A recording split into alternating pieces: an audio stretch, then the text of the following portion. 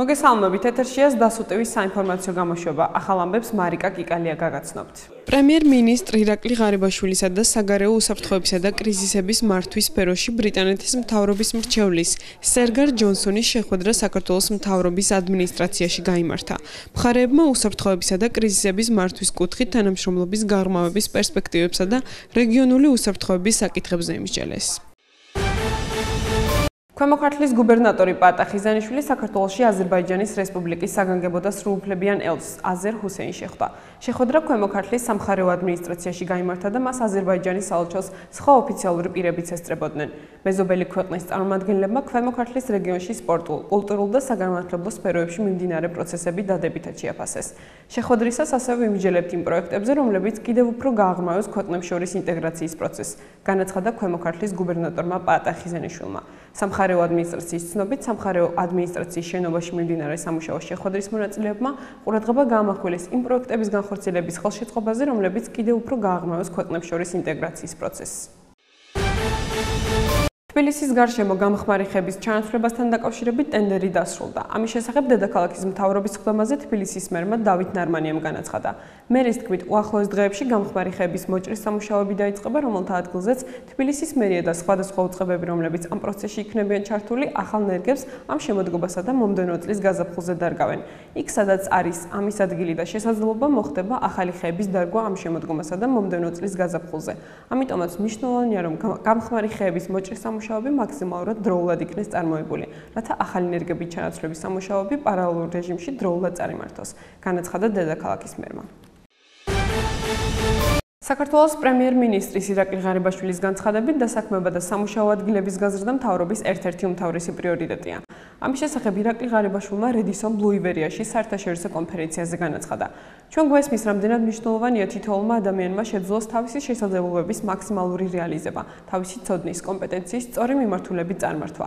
სწორედ ამიტომ ხარს ვუჭერთ და მივესალმებით ასეთი კონფერენციის ჩატარებას და ყველა ინიციატივას, რომელიც ამ პრობლემების გადაჭრის გზებს დასახავს. პრემიერმა კონკრეტულ მიღწევებზე ისაუბრა, რომლებიც ბიზნეს სექტორის განვითარების კუთხით არსებობს. 2015 წლის მეორე კვარტლის მონაცემებით ბიზნეს სექტორი განსაკუთრებული ზრდით გამოირჩევა.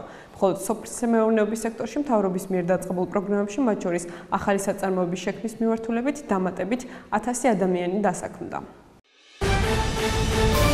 დაავადებათა კონტროლის ეროვნული ცენტრის სამეთვალყურეო საბჭოს თავმჯდომარემ პაატა იმნაძემ პორტალ კვირას პრესკლუბში პრესკონფერენცია გამართა. ისაუბრა სეზონურ და ვირუსულ ინფექციებზე. რეკომენდაციები გაუწია სკოლებს, საბავშვო ბაღებსა და ზოგადად მოსახლეობას. მეორე 20 კვირიდან ვიწყებთ ხოლმე ჩვენ ასე ვთქვათ აქტიურ მონიტორინგ სიტუაციაზე. ჯერ ეს მონაცემები ყველა ჩვენ ვებგვერდზე დევს, ასე ვთქვათ, პირველი ვებგვერდზე www.ncdc.gr. დავხედავთ იმ მონაცემებს, ნახავთ, რომ ვთქვათ, შარშან წინდელთან შედარებით, ვთქვათ, თითქმის ერთნაირია, შარშანძელთან შედარებით გაცილებით ნაკლებია. ჯერჯერობით გრიპის მაგვარი დაავადებების, ასე ვთქვათ, გავრცელება. ორივე დევს იქ, ვთქვათ, გრიპის მაგვარი დაავადებები, ანუ მიმართვიანობა პოლიკლინიკებში და გრიპის მაგვარი დაავადებები, ძიმე შემთხვევები, ანუ რომელსაც ჰოსპიტალიზაცია დაჭირდა. ჰოსპიტალიზაცია თითქმის ერთ დონეზეა, ვთქვათ, რაც იყო წინა წლებში და პოლიკლინიკებში მიმართვიანობა ნაკლებია. აქედან გამომდინარე, რატომ ჯერ საერთოდ არ დატრიალებულა და ესეა ხოლმე ჩვეულებრივ საქართველოში, რომ გრიპის ვირუსი იწყებს, ასე ვთქვათ, აქტიურ ცირკულაციას რაღაც ნოემბრის ბოლოდან ხოლმე დეკემბერში და ასე ვთქვათ, ფართოდ დატრიალდება ხოლმე იანვრის მეორე ნახევრიდან ჩვეულებრივ და პიკი არის ხოლმე თებერვლის ბოლოს, ზოგჯერ არის შეიძლება მარტის დასაწყისში იყოს. დანარჩენი ეხლა რაც ვირუსები დადეს, ანუ ადამიანები რა თქმა უნდა ეხლა ცივდებიან, რასაც გაცივებას ვუძახით ხოლმე ჩვენ. ეს არის ძირითადად ეს არის ეხლა რაც ცირკულირებს, რინოვირუსებია, არის პარაგრიპის ვირუსები, არის ბოკავირუსები, კორონავირუსები, იცი რა არის მოსახლეობისთვის რა დიდი მნიშვნელობა არ აქვს, რომელი ვირუსი გახდეს, ალბათ ჩვენ ვუყურებთ ასე ვთქვათ, რომელი ვირუსი, ადამიანისთვის ეს იქნება გრიპის მაგვარი დაავადება, გაციება, ექიმისთვისაც ეს იქნება რაღაც გრიპის მაგვარი დაავადება, გაციება. არის ჩვეულებრივი სეზონი, დაიწყება სიცივეები, დაიწყება გრიპის მაგვარი დაავადებები. არაფერი არ ხდება, ჩვეულებრივად არის ყველაფერი, როგორც ვთქვათ, ხდებოდა წინა წლებში და ასე ვთქვათ, ისე მიდის სცენარი, როგორც უნდა მიდიოდეს, ვთქვათ, ზამთრის სეზონზე. საქართველოს დავით აღმაშენებლის სახელობის უნივერსიტეტში ჩატარდა დათოს თასის სახელობის ტურნირი. მინი ფეხბურთში, სადაც მონაწილეობას იღებს სხვადასხვა ფაკულტეტებიდან შემდგარი 12 გუნდი. საქართველოს დავით აღმაშენებლის სახელობის უნივერსიტეტში იმართება მინი ტურნირი, ანუ ფეხბურთში, სულ იყო 12 გუნდი, ამ 12 გუნდიდან დარჩენილია 4 და დღეს გაგვაცნობენ თუ რომელი გუნდებია ესენი, გუშინ ვინ მოიგო ჩვენ ტურნირში. ბატონო მამუკა, მითხარით გუშინ ვინ მოიგო ჩვენთან და რამდენი გუნდია დარჩენილი? ანუ 4 გუნდია სულ დარჩენილი, კარგია რომ დასოში ესეთი ტურნირები იმართება. მინი ფეხბურთში ეს ტურნირი არის ბატონ დავით კვინიკაძის სახელობის და ძალიან კარგია. გუშინ 2 შეხვედრა ჩვენ მოვიგეთ, ჩვენს გუნდს სამეგრელო ქვია და წარმატებას უსურვებ დარჩენილ 4 გუნდს. ჩვენ ვართ გუნდი ნიკე. გუშინ ქონდა 2 თამაში, 1 მოვიგეთ, 1 წავაგეთ. დღეს გვაქვს კიდე 1 თამაში, თუ მოვიგეთ, გავართ ჯგუფიდან. თუ არა, ნუ დავრჩებით როგორც ვართ ისე რა. მოლოდინები როგორია? მოლოდინი ძალიან შემართებით ვართ პირველ რიგში, რა თქმა უნდა. და ძალიან გვინდა ველოდებით თამაშის დაწყებას.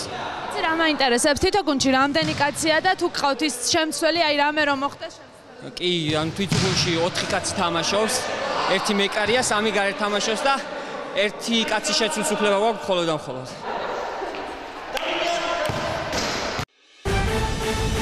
გამოშვებას უცხოეთის სიახლებით განვაგრძობთ. ავღანეთსა და პაკისტანში ბოლო მონაცემებით მიწისძვრის შედეგად სულ მცირე 360 ადამიანი დაიღუპა.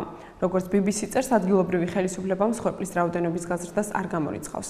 სტიქიური უბედურების შედეგად პაკისტანში 4000-ზე, ავღანეთში კი 7000-ზე მეტი საცხოვრებელი სახლი დაინგრა. ვრცელდება ინფორმაცია ათასობით დაშავებულზე. 7.5 მაგნიტუდის სიმძლავრის მიწისძვრა ავღანეთის ჩრდილოეთში მოხდა. მიწისქვეშა ბიძგების ეპიცენტრი ჰინდუქიშის მთიან რეგიონში 212 კილომეტრის სიღრმეზე მდებარეობდა. ლიბიაში ვერტმფრენის ჩამოგდების შედეგად სულ მცირე 12 ადამიანი დაიღუპა. როგორც BBC იტყობინება, ვერტმფრენი დედაქალაქ ტრიპოლის სიახლოვეს, ალმაიას სანაპირო რაიონში ჩამოაგდეს, სადაც დაპირისპირებულ შეიარაღებულ დაჯგუფებებს შორის საბრძოლო მოქმედებები მიმდინარეობს. პასუხისმგებლობა მომხდარზე ჯერ არც ერთ დაჯგუფებას არ აუღია. ადგილობრივი მედიის ცნობით, დაღუპულთა შორის სავარაუდოდ მეამბოხი და საველე მეთაურებიც არიან. როგორც BBC აღნიშნავს, 2011 წელს მუამარ კადაფის რეჟიმის დამხობის შემდეგ ლიბიაში არეულობა არ წყდება. ქვეყანაში 2 მთავრობა მოქმედებს, ტერიტორიებს კი სხვადასხვა დაჯგუფებები აკონტროლებენ.